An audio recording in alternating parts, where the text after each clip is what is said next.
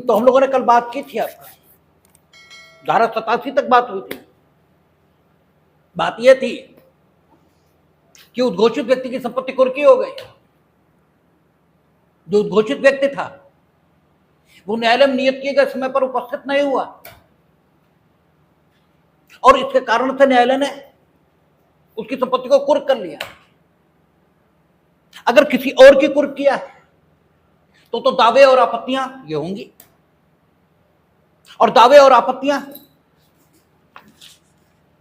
इनका न्याय निर्णयन वो न्यायालय करेगा जिसने कुर्की जारी की। और अगर उस कुर्की के अधीन जिसे न्यायालय ने जारी किया उद्घोषित व्यक्ति के द्वारा उपस्थित न होने के कारण वो इस न्यायालय की स्थानीय अधिकारिता के बाहर संपत्ति का कुर्क किया जाना प्राधिकृत करती है, तो जो अधिकारिता के बाहर का स्थान है उस स्थान पर जिस जिला मजिस्ट्रेट की स्थानीय अधिकारिता है उस जिला मजिस्ट्रेट के द्वारा कुर्की पृष्ठांकित की जाएगी। और ऐसे पृष्ठांकन के बाद उस कुर्की के आदेश के अधीन इस न्यायालय की अधिकारिता की सीमा जो है उसके बाहर भी इस कुर्की के अधीन कुर्की की जा सकेगी। और यदि ऐसा हुआ है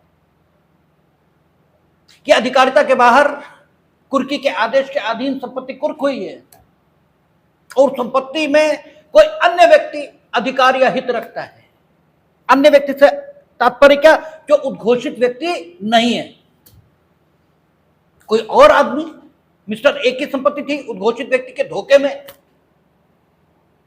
जो संपत्ति कुर्क करने गया था, उस अधिकारी की गलतफहमी के कारण वो संपत्ति कुर्क हो गई, तो फिर वो व्यक्ति जो उद्घोषित व्यक्ति से भिन्न है उस कुर्की के बारे में दावे और आपत्तियां उस कुर्की वाले स्थान पर अधिकारिता रखने वाले मुख्य न्यायिक मजिस्ट्रेट के न्यायालय में भी कर सकता है। और उसे यह हक भी था कि जिसने कुर्की जारी की उस न्यायालय में भी आकर के कर सकता है। दोनों जगह उसे राइट मिला था कि कुर्की के बारे में दावे और आपत्तियां वो कर सकता था। और अगर वो दावे और आपत्तियां करता था और उसकी मृत्यु हो जाती थी कार्यवाही के लंबित रहते हुए, तो उसके जो लीगल रिप्रेजेंटेटिव थे उन्हें उस कार्यवाही को जारी रखने का हक यह भी मिला था। कहां? सेक्शन 86 था संभवतः। और यह न्यायालय जो कुर्की के बारे में दावे और आपत्तियां सुन रहा था, ये इस कुर्क किए जाने के आदेश को भागता, मंजूर, नामंजूर आदि आदि सब कुछ कर सकता था। और अगर ये इस दावेदार का दावा नामंजूर करता था उस संपत्ति के संबंध में जो कुर्क हो गई उद्घोषित व्यक्ति के धोखे में, तो इस दावेदार को सिविल सूट फाइल करने का हक दिया गया था। यह हम लोगों ने सारा देखा था कि सिविल सूट फाइल करके अपने अधिकार को स्थापित कर सकता था और सिविल सूट में जो आदेश आता वो आदेश अंतिम रहेगा और ये जो कुर्क करने वाले न्यायालय का आदेश है ये उस सिविल सूट में दिए गए आदेश के अधीन रहते हुए अंतिम होगा। इस ढंग की शब्दावली लिखी थी। इसका मतलब यह हुआ कि सिविल सूट फाइल करने पर भी अगर इस दावेदार की बात नहीं मानी गई तब तो यही आदेश अंतिम हो गया, और अगर सिविल सूट में उसकी बात मान ली गई तो चूंकि उस सिविल सूट के आदेश के अधीन रहते हुए इसको अंतिम होना था, तो इसका मतलब यह हुआ कि आदेश उसके अधीन है, तो चूंकि बदल गया वहां, तो दावेदार को उसकी संपत्ति वापस कर दी जाएगी। लेकिन यह उसकी बात हुई जो व्यक्ति दावेदार से, ठीक है, सॉरी, जो व्यक्ति उद्घोषित व्यक्ति से भिन्न है और जिसकी संपत्ति उद्घोषित व्यक्ति की संपत्ति के धोखे में कुर्क हो गई। स्वयं उद्घोषित व्यक्ति ये अगर न्यायालय के समक्ष उपस्थित होता है आके और अपनी संपत्ति की मांग करता है, ठीक है ना, तब स्थिति क्या बनेगी? ये ठीक है कि उद्घोषित व्यक्ति उद्घोषणा में नियत किए गए समय के भीतर न्यायालय के समक्ष उपस्थित नहीं हुआ, ये ठीक। लेकिन अगर उद्घोषित व्यक्ति ये साबित करता है कि न्यायालय जिसने उद्घोषणा जारी की थी उसके द्वारा नियत किए गए समय पर उसके उपस्थित न होने में उसका कोई दोषी नहीं है, तो फिर उसे उसकी संपत्ति से वंचित किया जाना ये किसी भी दृष्टिकोण से उचित नहीं कहा जा सकता। हम किसी की संपत्ति का कानूनी अपहरण ये नहीं कर सकते भाई, ये तो एक तरीके का कानूनी अत्याचार है, ये है व्यक्ति पर। आपने उद्घोषणा जारी की, नो डाउट, उसने उद्घोषणा का जानबूझकर अपालन किया हो तो ठीक है, आप उसकी संपत्ति मत दीजिए। लेकिन अगर अपालन में उसका कोई दोषी नहीं है तो फिर आखिर आप उसकी संपत्ति उसे वापस करने से इनकार ये क्यों और कैसे कर सकते हैं? ये बात तो किसी भी दृष्टिकोण से उचित नहीं कही जा सकती। और ये ठीक है कि सरकारी कामकाज ठीक से होने के संबंध में या ठीक से किए जाने के संबंध में भारतीय साक्ष्य अधिनियम उपधारणा इसको निर्मित करता है, ये सही है। लेकिन भारतीय साक्ष्य अधिनियम यह भी कहता है कि वे तथ्य जो मानवीय कारोबारों में घटनाओं के घटने के सामान्य अनुक्रम के रूप में लगातार घटित होते रहते हैं, उन तथ्यों को न्यायालय के समक्ष साबित करने की जरूरत यह भी नहीं है। उनका जुडिशियल नोटिस यह भी होना चाहिए, न्यायालय को उनका स्वतः संज्ञान लेना चाहिए। जुडिशियल नोटिस होने का मतलब यही होता है। ये कौन नहीं जानता है कि पोस्ट ऑफिस उसके कर्मचारी लोगों तक उनके पत्र नहीं पहुंचाते? ये कौन नहीं जानता कि पुलिस यूजुअली सम्मन की तामील नहीं कराती? ये कौन नहीं जानता? और सम्मन की तामील जब नहीं होगी तब वारंट, और जो वारंट इसका निष्पादन असंभव होगा तो 82 की उद्घोषणा, और 82 की उद्घोषणा इसका पालन ना हो तो 83 की कुर्की, ये सेक्शन हमने सारे कोड कर दिए सीआरपीसी के, आप बीएनएसएस के सेक्शन ले सकते हैं। लेकिन सवाल यह है कि शुरुआती दौर से अगर गलती हो रही, सम्मन की तामील यही नहीं हुई, वारंट का निष्पादन कराने नहीं गए और गए भी तब तक, मानिए हमने जब सूचना ही नहीं, हम कहीं ऐसे स्थान पर चले गए जहां वारंट का निष्पादन नहीं हो सका, तो इसमें मेरी गलती क्या है? तो जुडिशियली नोटिसेबल तथ्य यह भी है कि ऐसा संभव है कि 82 की उद्घोषणा, जो कि अब 84 की उद्घोषणा है, यह कुर्की इस कारण हो गई हो कि व्यक्ति तक सूचना गई ना हो। हाँ, यह ठीक है, जब उसका सामान कुर्क हो जाएगा तो वो दुनिया में कहीं भी हो उसे सूचना मिल जाएगी, तब सही है। उसे सूचना मिली, लेकिन कब? जब संपत्ति कुर्क हो गई, अब वो आया है। और आप कहें कि हम तो किसी भी दशा में आपका सामान वापस नहीं करेंगे, तो ये तो अत्याचार है। इसे जुडिशियली प्राधिकृत नहीं किया जा सकता, और वो भी उस दशा में जबकि कॉन्स्टिट्यूशन में directive principle of the state policy हो और उसे हमने fundamental law of the land ये घोषित किया हो। हमने उद्देशिका में कहा हो कि हम भारत के समस्त निवासियों को सामाजिक, आर्थिक और राजनीतिक तीनों प्रकार के न्याय देंगे। ये हमने वायदा किया हो। हमने ये कहा हो कि हम किसी की प्राण की स्वतंत्रता और दैहिक स्वतंत्रता विधि द्वारा स्थापित प्रक्रिया के बिना, ठीक है, उसका हनन ये नहीं करेंगे। और विधि वो भी कैसी? जस्ट, फेयर और रीजनेबल। इसी विधि के मुताबिक जो जस्ट हो, जो रीजनेबल हो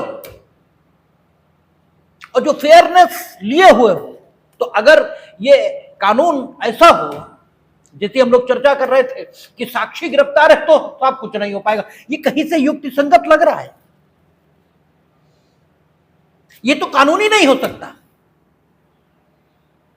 भाई, कानून ही नहीं हो सकता कि कोई व्यक्ति उसे आप गिरफ्तार कर लो और गिरफ्तार करके उसे मजिस्ट्रेट के समक्ष भी ले जाओ और ये कहो तो बेल मांगने का हक नहीं है,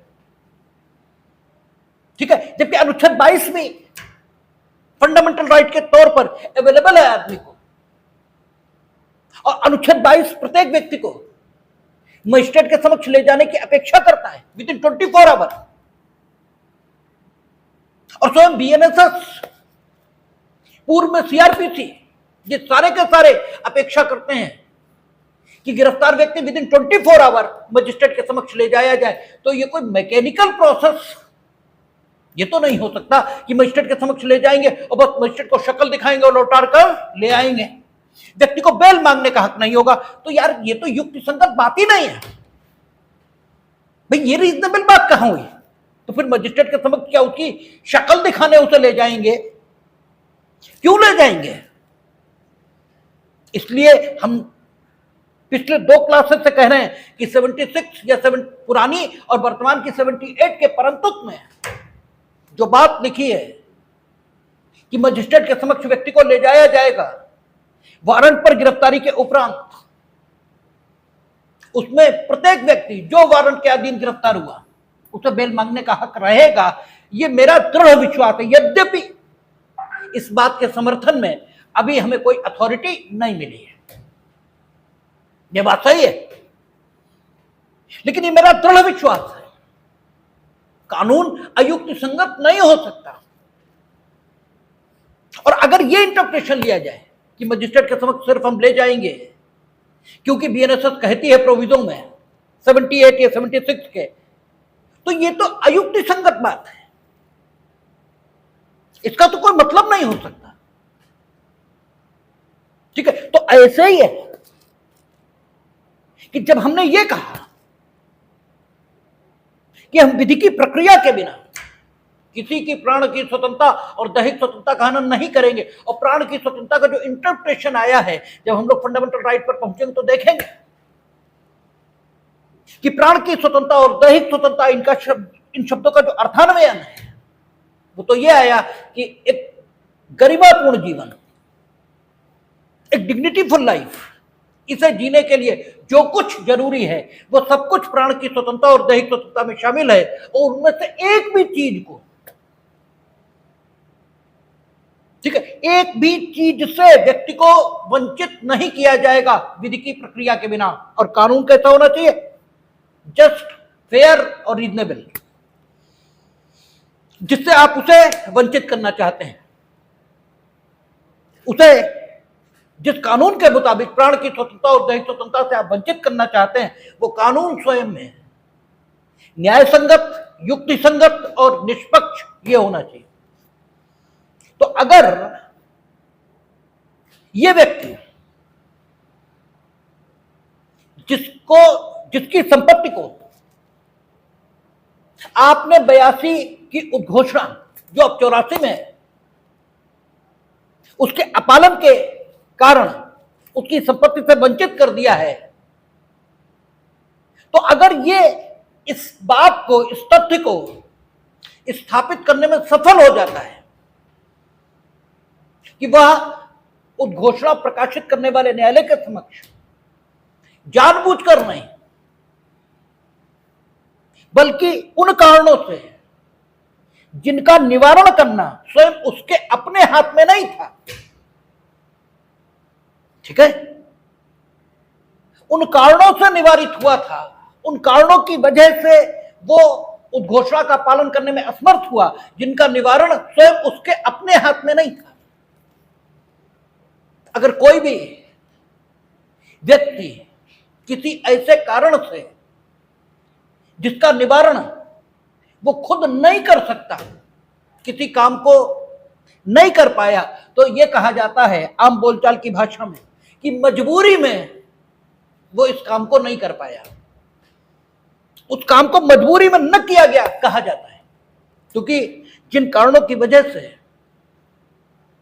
वो काम नहीं कर पाया, उन कारणों का निवारण करना स्वयं उसके अपने हाथ में ये था ही नहीं। और अगर अपने हाथ में हो कारणों का निवारण करना और फिर भी आप काम ना करो, तो यह कहा जाता है आपने जानबूझकर काम नहीं किया। यही डेफिनेशन है। अब यह आदमी जब इसे मालूम ही नहीं है कि 82 की उद्घोषणा प्रकाशित हुई है, तो कैसे आ जाएगा? इसलिए ना आने में इसका दोष क्या? और ऐसी दशा में इसकी संपत्ति वापस न करने के लिए अगर कोई आदेश पारित किया जाए तो वो आदेश अत्याचार है। और अगर वो कानून जिसके अधीन इसकी संपत्ति कुर्क की गई इन दशाओं में इसकी संपत्ति को वापस करने का प्रावधान न करे, तो उस कानून को जस्ट, फेयर और रीजनेबल तो कम से कम कहा ही नहीं जा सकता। और इसीलिए, और अगर जस्ट, फेयर और रीजनेबल नहीं होगा तो अनुच्छेद 21 के वायलेशन के आधार पर वो कानून ही शून्य हो जाएगा। क्योंकि आप जानते हैं कि फंडामेंटल राइट के वायलेशन को करने वाला अगर कोई भी कानून देश में मौजूद है तो अनुच्छेद 13(2) के मुताबिक जहां तक वो फंडामेंटल राइट को न्यून करता है, उस पर विपरीत प्रभाव डालता है, वहां तक वो शून्य हो जाएगा। तो अगर सीआरपीसी में आप बीएनएसएस के जो सेक्शन है अकॉर्डिंगली ले लेंगे, अगर सीआरपीसी में या बीएनएसएस में इस उद्घोषित व्यक्ति की संपत्ति को वापस करने का कोई कानून नहीं होगा, तो डेफिनेटली वो सेक्शन जिसके आधार पर उद्घोषित व्यक्ति की संपत्ति कुर्क की जाएगी, वो सेक्शन ही अनकॉन्स्टिट्यूशनल हो जाएगा और वो सेक्शन ही नहीं चल पाएगा। तो वो सेक्शन चले और विधिमान्य रहे, इसके लिए सेक्शन 88 और पिछली सीआरपीसी में सेक्शन 86 इसको निर्मित किया गया था। क्या कहता है? 88 कहता है कुर्क की हुई संपत्ति को निर्मुक्त करना, विक्रय करना और वापस करना। कहता है यदि उद्घोषित व्यक्ति उद्घोषणा में विनिर्दिष्ट समय के अंदर हाजिर हो जाता है तो न्यायालय संपत्ति को कुर्की से निर्मुक्त करने का आदेश देगा। आपको मालूम है कि उद्घोषणा जब प्रकाशित होगी तो 30 दिन व्यक्ति को उपस्थित होने के लिए दिए जाएंगे। नॉर्मल जो नियम है, वो नॉर्मल नियम ये है कि जब ये 30 दिन व्यतीत हो जाए और व्यक्ति हाजिर न हो तो उसकी संपत्ति कुर्क करने के लिए आदेश दिया जा सकेगा। लेकिन हम लोगों ने देखा था कि अगर शपथ पत्र पर या अन्यथा न्यायालय का यह समाधान कर दिया जाता है कि वह उद्घोषित व्यक्ति है जिसके विरुद्ध उद्घोषणा प्रकाशित की जा रही है, वो अपनी संपत्ति न्यायालय की अधिकारिता की स्थानीय सीमाओं के बाहर ले जाने वाला है या उसका किसी भांति व्ययन करने वाला है, तो उद्घोषणा के प्रकाशन के बाद किसी भी समय, यानी 1 दिन बाद, 2 दिन बाद, 10 दिन बाद, 5 दिन बाद, या उद्घोषणा के प्रकाशन के साथ साथ संपत्ति को कुर्क करने का आदेश यह दिया जा सकता है। लेकिन अगर ऐसा हुआ तो भी उद्घोषणा के अधीन व्यक्ति को उपस्थित होने का समय ये तो दिया ही जाएगा। भाई उद्घोषणा के प्रकाशन के साथ साथ तुमने संपत्ति को कुर्क करने का आदेश ये दे दिया, या उद्घोषणा के प्रकाशन के 2 दिन बाद आपने संपत्ति को कुर्क करने के लिए आदेश ये कर दिया, तो भी आप 30 डेज ये तो देंगे। और उन 30 डेज में आदमी आ गया और उसने बताया कि सब संपत्ति को कुर्क करना गलत था। भाई आपको ये लग रहा था कि हम संपत्ति अधिकारिता की स्थानीय सीमाओं के बाहर ले जा रहे थे, आपका लगना सत्य था। ऐसी कोई सबूत, ऐसी कोई बात ये है ही नहीं, तो आप संपत्ति उसकी निर्मुक्त क्यों नहीं करेंगे? भाई अब तो वो घोषणा का पालन भी कर रहा है, तो आप संपत्ति को कुर्की से निर्मुक्त करेंगे, वापस करने का सवाल ही नहीं है, विक्रय करने का सवाल ही नहीं है। भाई विक्रय या वापस तो तब होना जब वो समय बीता हो। तो ऐसी दशा में आप क्या करेंगे? 88 सबसेक्शन 1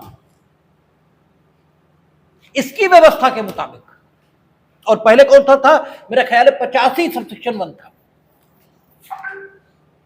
उसकी व्यवस्था के मुताबिक इस संपत्ति को वापस करेंगे, निर्मुक्त करेंगे। वापस शब्द गलत उपयोग हो गया, निर्मुक्त करेंगे, क्योंकि वापस करने का सवाल ही नहीं है, कुर्क हुई है ना। और संपत्ति की कुर्की में आप क्या करते हैं? उसका फल, जो संपत्ति का फल है, उसका उपभोग करने से संपत्ति के धारक को अपने आदेश के माध्यम से रोक देते हैं। इसी को संपत्ति का कुर्क किया जाना ये कहा जाता है। ठीक है, तो 88 सबसेक्शन 1 की दशा आएगी और आप संपत्ति को कुर्की से निर्मुक्त करेंगे, रिलीज करेंगे प्रॉपर्टी। ठीक है, वापस करने का कोई सवाल नहीं। और अगर वो उद्घोषणा में बताए गए समय के बाद आता है, ठीक है ना, लेकिन 88 सबसेक्शन 2 में बताए गए समय के भीतर आता है, तो स्थिति क्या रहेगी? ये 88 सबसेक्शन 2 देखें, कहता है यदि उद्घोषित व्यक्ति उद्घोषणा में विनिर्दिष्ट समय के अंदर हाजिर नहीं होता, यानी 30 दिन में हाजिर नहीं हुआ, तो कुर्क संपत्ति राज्य सरकार के व्ययनाधीन रहेगी। यानी फिर संपत्ति 30 दिन में नहीं आया तो स्टेट गवर्नमेंट के डिस्पोजल पर चली जाएगी। यानी स्टेट गवर्नमेंट चाहे तो संपत्ति को विक्रय कर दे और चाहे तो विक्रय न करे, लेकिन लोक कल्याणकारी राज्य है, तो लोक कल्याणकारी राज्य की दशा में जिस काम को करने के लिए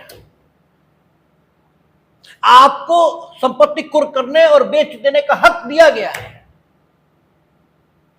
उस काम को करने के लिए जो समय सीमा विहित की गई है, उसके बाद भी कुछ समय व्यक्ति को देना चाहिए, ये युक्ति संगत बात प्रतीत होती है, क्योंकि संदर्भ देखा जाता है किसी भी बात को समझने के लिए। हम सुबह भी कह रहे थे कि अगर ईसा मसीह ने यह कहा कि कोई एक थप्पड़ मारे तो दूसरा गाल आगे कर देना, तो उनके कहने का अर्थ ही है कि वे आप में अहिंसा की वृत्ति इसे विकसित करना चाहते हैं। इसका अर्थ यह नहीं है कि जैसे ही वो दूसरे गाल पर थप्पड़ मारे उसे उठा के दे मारना, इसका अर्थ ऐसे नहीं लिया जा सकता। शायद अगर ईसा मसीह से सवाल किया जाता कि अगर दूसरे पर भी थप्पड़ मारे तब क्या करना चाहिए, तो शायद ईसा मसीह का उत्तर यही होगा कि फिर पहला फिर आगे कर दो। फिर उनसे पूछा जाए कि क्यों, फिर अगर फिर मारे तो फिर क्या करें, तो भी उनका उत्तर यह नहीं होगा कि आप मारने लगना है। तो बात को संदर्भों में समझा जाएगा। यहां ठीक है, उद्घोषणा में निर्दिष्ट समय के भीतर वो हाजिर नहीं हुआ, राज्य सरकार के बेनाधीन आ गई प्रॉपर्टी, तो राज्य सरकार का कर्तव्य क्या, तुरंत बेच दो। अरे भाई, तुम्हें उस आदमी की जरूरत है या उसकी संपत्ति बेचने, ठीक है, इसमें तुम लगे हुए हो। अरे भाई, तुम्हें तो उसकी जरूरत है। अच्छा, बेच के क्या करोगे, क्या फायदा होगा तुम्हें बेच लेने से, उसे नुकसान होगा, तो यार थोड़ा इंतजार और कर लो। ठीक है, तो ये ठीक है कि उद्घोषणा में समय, अगर उद्घोषणा का समय व्यतीत हो गया तो उद्घोषणा का समय व्यतीत होते ही संपत्ति राज्य सरकार के बेनाधीन आ जाएगी। लेकिन राज्य सरकार से यह अपेक्षित नहीं है कि जैसे ही बेनाधीन उसके आए वैसे बेच दो, वैसे ही संपत्ति का व्ययन कर दो। यह राज्य सरकार से अपेक्षित नहीं है, और अपेक्षित नहीं है इसका सबूत क्या है, इसका सबूत है 88 सबसेक्शन 2 की भाषा। भाषा क्या कहती है, कहती है आगे देखें, कहता तो कुर्क संपत्ति राज्य सरकार के बेनाधीन रहेगी और उसका विक्रय कुर्की की तारीख से 6 मास का अवसान हो जाने तथा धारा 87 के अधीन किए गए किसी दावे या आपत्ति का उस धारा के अधीन निपटारा हो जाने पर ही किया जा सकता है। यानी दो बातें आ गई। यह भी हो सकता है कि उद्घोषित व्यक्ति की जो संपत्ति कुर्क की गई, उसके संबंध में कोई दावेदार है, वो ये कहता है 1/4 हमारी है, 3/4 उद्घोषित व्यक्ति की है। ठीक है ना, तो 3/4 पर जो मालिकाना हक है वो निर्विवाद है, 1/4 के संबंध में विवाद है। उद्घोषित व्यक्ति 30 दिन के अंदर हाजिर नहीं हुआ है। अब यह भी हो सकता है कि 1/4 के संबंध में जो विवाद है वो भी गलत हो, और यह भी हो सकता है कि 1/4 के संबंध में विवाद ठीक हो। लेकिन ये तो पता तभी लगेगा जब निपटारा हो जाए, और अगर सिविल सूट फाइल हुआ तो वो भी निपट जाए, तभी तो पता लगेगा। तो अगर कोई दावा किया गया है कुर्क की गई संपत्ति के संबंध में, तो जब तक वो दावा चल रहा है तब तक राज्य सरकार इसका व्ययन नहीं करेगी। और अगर कोई दावा नहीं भी किया गया है तो भी 6 महीने तक इंतजार होगा। यद्यपि ये ठीक है, आपके व्ययनाधीन आ गई है, तो भी आप 6 महीने तक उसका व्ययन नहीं करेंगे। उद्घोषित व्यक्ति विनिर्दिष्ट समय सीमा में हाजिर भी नहीं है, आपके व्ययनाधीन आ गई है, लेकिन फिर भी आप 6 महीने कुछ नहीं करेंगे, क्योंकि उसकी संपत्ति विक्रय कर देना या उसकी संपत्ति का व्ययन कर देना यह आपका लक्ष्य नहीं है। आपका उद्देश्य वो व्यक्ति आए, उसकी जरूरत न्यायालय को जिस लिए वो काम करे, यह है आपका लक्ष्य। तो 6 मंथ बेची नहीं जाएगी। ठीक है ना, आगे कहता है किंतु यदि वह शीघ्रतया और प्रकृत्या क्षयशील है या न्यायालय के विचार में विक्रय करना स्वामी के फायदे के लिए होगा, तो इन दोनों दशाओं में से किसी में भी न्यायालय जब कभी ठीक समझे उसका विक्रय करा सकता है। तो ये तो आपके फायदे की ही बात है कि संपत्ति शीघ्रतया क्षयशील है, खत्म हो जाएगी, संपत्ति ही नहीं रहेगी। सीमेंट है, एक बरसात हुई जम जाएगा, खाद है, एक बरसात हुई सब वो तो टुकड़ा ऐसा बन जाएगा, कोई मतलब ही नहीं बचेगा उसका। तो अगर शीघ्रतया क्षयशील है या न्यायालय के विचार में उसका विक्रय कर देना उसके स्वामी के लिए फायदेमंद होगा, तो न्यायालय के आदेश से बीच में भी कभी भी उसका विक्रय किया जा सकेगा। ठीक है, ये हो गया। इसके बाद यदि कुर्की के तारीख से 2 वर्ष के भीतर कोई व्यक्ति जिसकी संपत्ति उपधारा 2 के अधीन राज्य सरकार के व्ययनाधीन है या रही है, इसका मतलब यह हुआ कि 6 महीने बाद भी राज्य सरकार को बेचने की ताकत ये जरूर रहेगी, लेकिन राज्य सरकार के लिए जरूरी नहीं है कि बेच ही दे। हाँ, ये ठीक है कि 6 महीने बाद अगर बेच देती है तो दिक्कत कोई नहीं है, बेच दे। तो अगर बेच दी और अगर नहीं बेची, दोनों ही दशाओं के लिए आपका 88 सबसेक्शन 3 में व्यवस्था की गई है, दोनों ही दशाओं के लिए। तो इसीलिए कहता है यदि कुर्की की तारीख से 2 वर्ष के भीतर कोई व्यक्ति जिसकी संपत्ति उपधारा 2 के अधीन राज्य सरकार के व्ययनाधीन है या रही है, और कुर्की किसकी संपत्ति रहेगी? जो उद्घोषित व्यक्ति है, ठीक है ना, उस न्यायालय के समक्ष जिसके आदेश से वह संपत्ति कुर्क की गई, या उस न्यायालय के समक्ष जिसके ऐसा न्यायालय अधीनस्थ है, यानी सीजीएम के आदेश से कुर्क हुई और सेशन जज के यहां आप आ गए, ठीक है ना, क्योंकि कमिटल प्रोसीडिंग्स हो गई, मामला वहां पहुंच गया, वहां आप आ गए, ठीक है। या ऐसे न्यायालय से जिसके ऐसा न्यायालय अधीनस्थ से स्वेच्छा से हाजिर हो जाता है, स्वेच्छा से, या पकड़ कर लाया जाता है, और उस न्यायालय को समाधानप्रद रूप में यह साबित कर देता है कि वह वारंट के निष्पादन से बचने के प्रयोजन से फरार नहीं हुआ था या नहीं छिपा, और यह कि ऐसी उद्घोषणा की सूचना उसे नहीं मिली जिसमें वह विनिर्दिष्ट समय के अंदर हाजिर हो सकता, तो ऐसी संपत्ति का, या यदि वह विक्रय कर दी गई है, दोनों ही बातें हो सकती ना 6 महीने बाद, तो ठीक है, तो विक्रय के शुद्ध आगमों का, या यदि उसका केवल कुछ भाग विक्रय किया गया है, तो ऐसे विक्रय के शुद्ध आगमों का और अवशिष्ट संपत्ति का कुर्की के परिणाम स्वरूप उपगत सब खर्चों को उसमें चुकाकर उसे परिधान कर दिया जाएगा। कुर्की के खर्चे पहले निकाले जाएंगे, फिर जो बचेगा वो उसे दे दिया जाएगा।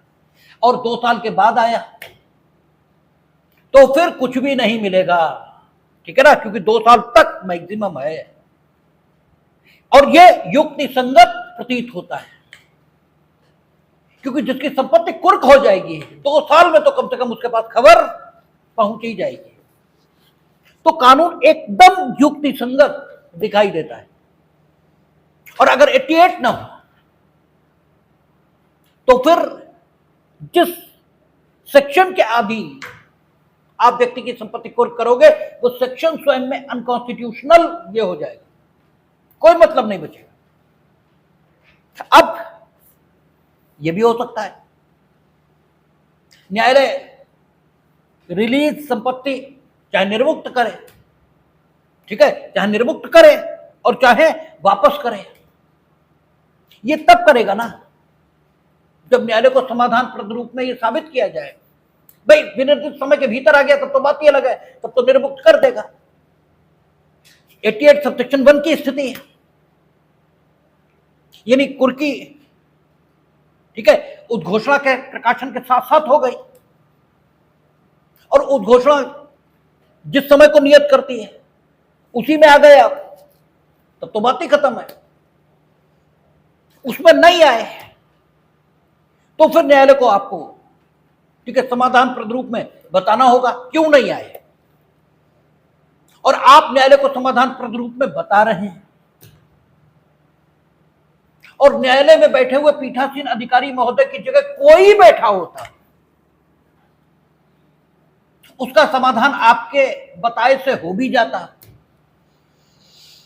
लेकिन न्यायालय के जो पीठासीन अधिकारी महोदय हैं उनमें कोई विशेष आत्मा प्रविष्ट हो गई जिसकी वजह से उनका समाधान होता ही नहीं, ठीक है ना, किसी का भी हो जाता।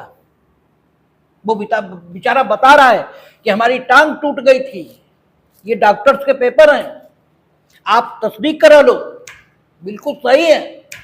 वो कह रहे हम काहे कराएं, ये लिखा है तुम समाधान करो, तुम करो। अरे वो कह रहा है भाई एम्स के ये पेपर हैं, हम समाधान कैसे करें, हम जाते वहां भगा देते हैं वो लोग कि हम कुछ लिख के नहीं देंगे, तुम्हें जो कर मिले कर लो, आप भेजो, आपके प्राधिकार से जब पूछा जाएगा वो बताएंगे। वो कहते हम काहे करें। अगर पोजीशन ये है तो फिर उसकी संपत्ति अगर न्यायालय ने वापस नहीं की तो गलत किया, तो गलत किया ना। जिन तथ्यों को बताने पर समाधान होना चाहिए था वो तथ्य बताए गए और समाधान आपका होता ही नहीं, यानी आप गलत कर रहे हो। और यह संभव है क्योंकि आदमी जानबूझकर गलती ये भी कर सकता है और आदमी से गलती हो भी सकती है, बातें दोनों ही संभव है। इसीलिए प्रक्रिया विधियों में अपील और रिवीजन के प्रोविजन होते हैं ताकि गड़बड़ ना हो। तो यहां भी अपील का प्रोविजन दिया गया। कहां? सेक्शन 89। ठीक है, 89 कहता है कुर्क संपत्ति की वापसी के लिए आवेदन नामंजूर करने वाले आदेश से अपील और कुर्क संपत्ति को वापस न करने का आदेश ये होगा किस सेक्शन में? 88 में। 88 में होगा क्या? क्योंकि वही तो आप मांगेंगे कुर्क संपत्ति को वापस, ठीक है ना। और कुर्क संपत्ति के बारे में आपका कहना है कि मेरी है और हम उद्घोषित व्यक्ति से भिन्न है, तब तो आप उधर जाएंगे। ठीक है, मेरा ख्याल है 86 और पिछली 84 उसमें मांगेंगे। उद्घोषित व्यक्ति, उसे जब कुर्क संपत्ति वापस करने से इनकार किया जाएगा और गलत ढंग से किया जाएगा तो फिर वो अपील प्रस्तुत करेगा। कहां? 89 में कहता है धारा 88 की उपधारा 3 में निर्दिष्ट कोई व्यक्ति, उसे क्लियर कर दिया, कोई झंझट बचा ही नहीं, सीधे कह दिया कि धारा 88 की उपधारा 3 में निर्दिष्ट कोई व्यक्ति, और धारा 88 की उपधारा 3 में निर्दिष्ट व्यक्ति है कौन? उद्घोषित व्यक्ति, जो संपत्ति या उसके विक्रय के आगमों के परिधान के इनकार से व्यथित है, उस न्यायालय में अपील कर सकेगा जिसमें प्रथम उल्लिखित न्यायालय के दंडादेशों से सामान्यतया अपीलें होती हैं। यानी सेशन कोर्ट वहां हाजिर हुआ है, उससे मांगा, उन्होंने नहीं दिया, तो सेशन कोर्ट के दंडादेश की अपील सामान्यतः कहां होती है? High court. तो इस आदेश की अपील भी कहां होगी? High court. और मजिस्ट्रेट कोर्ट उसने मना किया तो उनके दंडादेश की सामान्यतः अपीलें कहां होती? सेशन कोर्ट, वहां होगी। और अपील न्यायालय की शक्तियां ये क्या होंगी? तो जब हम लोग पढ़ेंगे दंडादेशों से अपीलें तो वहां आएगा अपील न्यायालय की शक्तियां, ये सेक्शन आएगा। पहले शायद 385 था, अब बदल गया होगा। और वो सेक्शन ये कहता है कि इस संहिता के अधीन जब कभी कोई अपील सुनी जाएगी, वो दंडादेश की अपील है, वो दंडादेश की अपील नहीं है, इसका मतलब नहीं, कोई अपील सुनी जाएगी। कोई अपील का मतलब कोई अपील होता है। और हम लोग देखेंगे 385 कितना हो गया? 426, वर्तमान में 426 हो गया।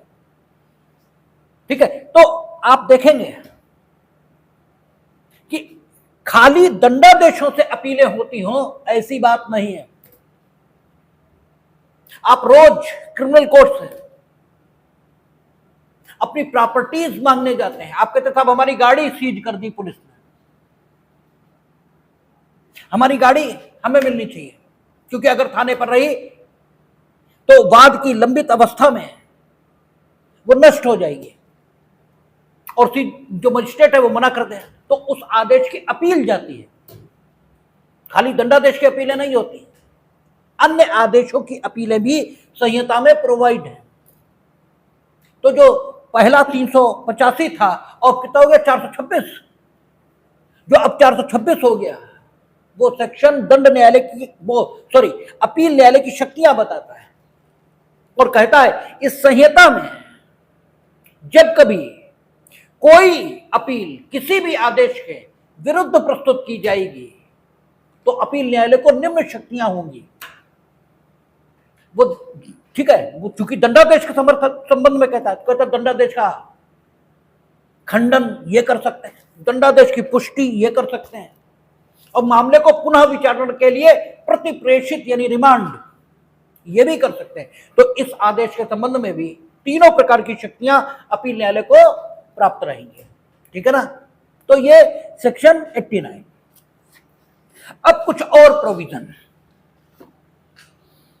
जो अभियुक्तों की और ऐसे व्यक्तियों की जिनके विरुद्ध वारंट जारी किए गए, ये जिनकी उपस्थिति न्यायालय को ठीक है, न्यायालय को जरूरत है, उनकी उपस्थिति सुनिश्चित करने के लिए कुछ और प्रोविजन भी हैं, जो कहा 90,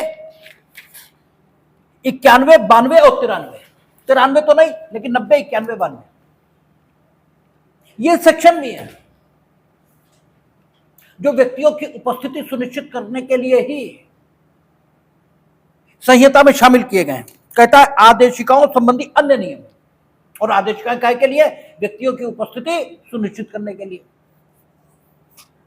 जो अन्य नियम है वो भी, और 90 की चर्चा हम लोग लगातार करते रहे, क्योंकि 90 कहता है सम्मन के स्थान पर या उसके अतिरिक्त वारंट का जारी किया जाना। न्यायालय किसी भी ऐसे मामले में जिसमें वह किसी व्यक्ति की हाजिरी के लिए सम्मन जारी करने के लिए इस संहिता द्वारा सशक्त किया गया है। किसी व्यक्ति की, अभियुक्त तो नहीं लिखा है, किसी व्यक्ति की इस संहिता द्वारा सशक्त किया गया है, अपने कारणों को अभिलिखित करने के पश्चात उसकी गिरफ्तारी के लिए वारंट जारी कर सकता है। और सेक्शन 90 का उपयोग करके ही जब अक्सर कचहरी में 319 वगैरह में अभियुक्त को तलब कर देते हैं, तो वहां तो सिर्फ इतना ही लिखा है 319 कि जिस व्यक्ति के 319 जो अब कुछ और हो गई होगी सेक्शन, ठीक है, 319 की तो अब नहीं बची होगी, 358 हो गई।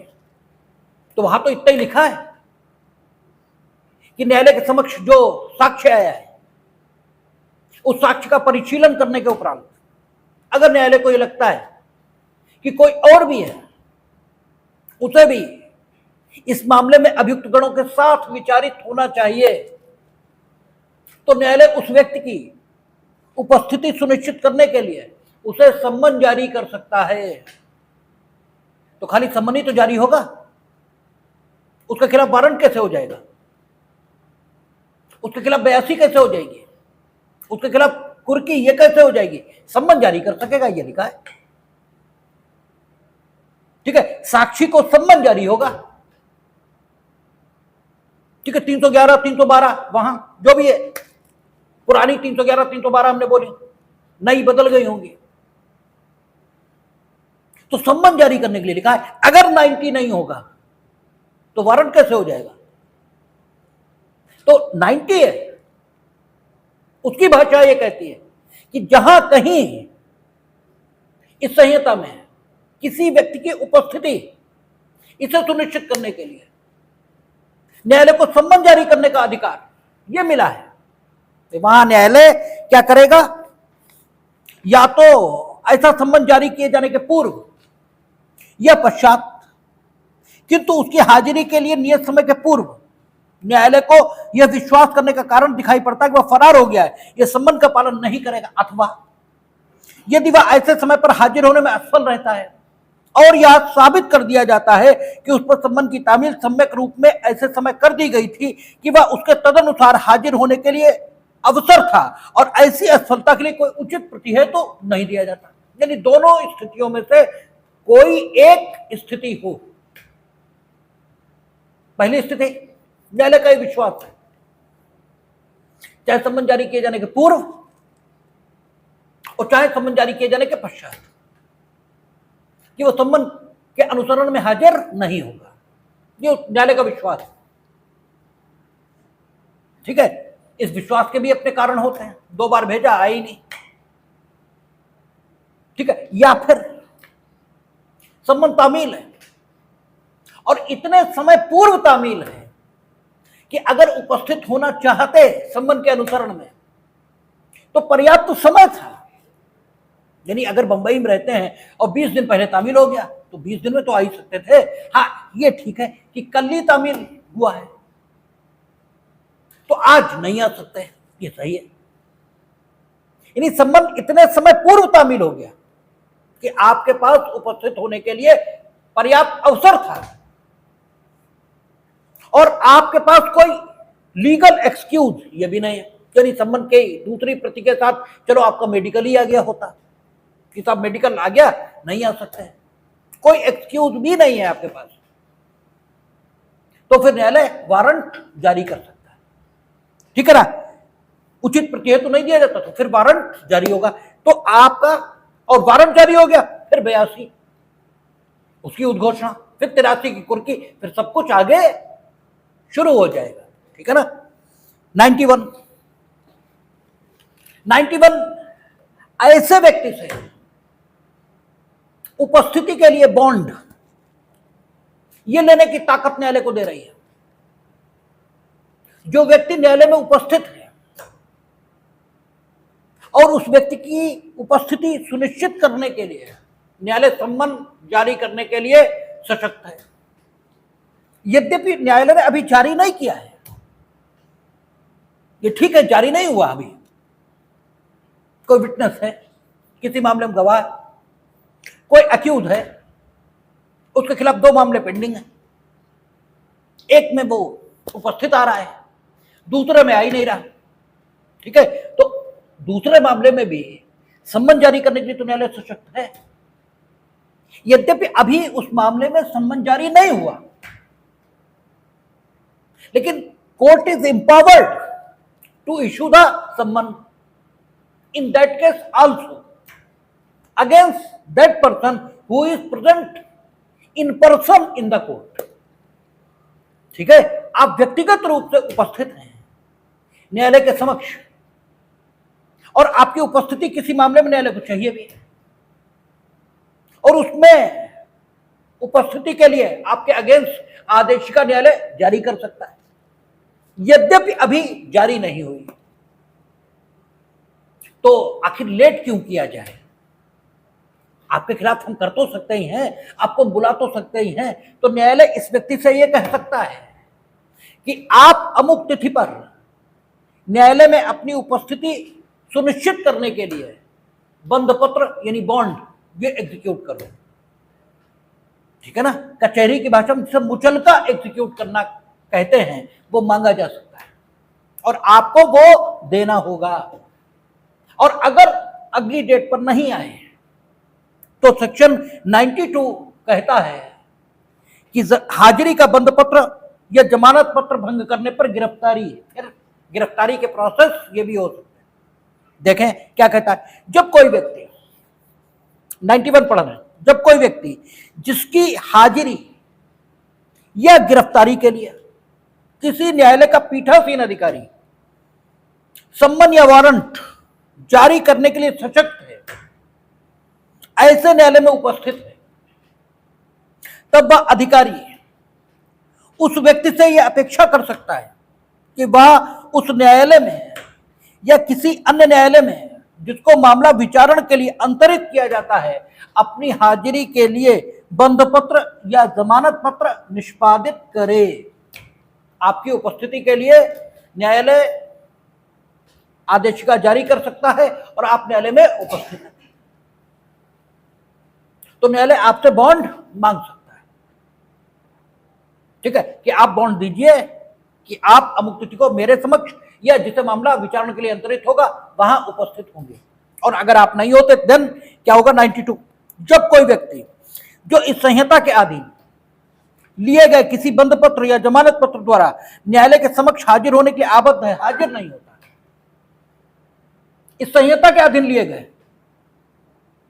ठीक है, किसी बंध पत्र या जमानत पत्र इसके अधीन, यही नहीं इस संहिता के अधीन कोई लिया जाए, इस संहिता के अधीन तो ठीक है, आप मुचलका 20 मामलों में देते हैं, आप अक्यूज होते हैं, कोर्ट कहता है कि मुचलका दीजिए इतने का, आप देते हैं, ठीक है, तो कभी भी इस संहिता के अधीन आपसे कोई बंध पत्र या जमानत पत्र लिया गया है और आपने वायदा किया है कि हम अमुक दिनांक को न्यायालय में उपस्थित होंगे और नहीं होते तो सेक्शन 92 एप्लीकेबल होगा और कहता है तब उस न्यायालय का पीठासीन अधिकारी यह निर्देश देते हुए वारंट जारी कर सकता है कि वह व्यक्ति गिरफ्तार किया जाए और उसके समक्ष पेश किया जाए। ठीक है, इसे आज यहीं तक रखेंगे, शेष चर्चा हम लोग कल करेंगे, क्योंकि नया चैप्टर है, अगली चर्चा नए चैप्टर से ही शुरू करेंगे। इसमें 93 रह गया है, वो चूंकि थोड़ा समझाना पड़ेगा, इसलिए उसकी चर्चा कल कर लेंगे और कल नए चैप्टर पर बात करेंगे। देखिए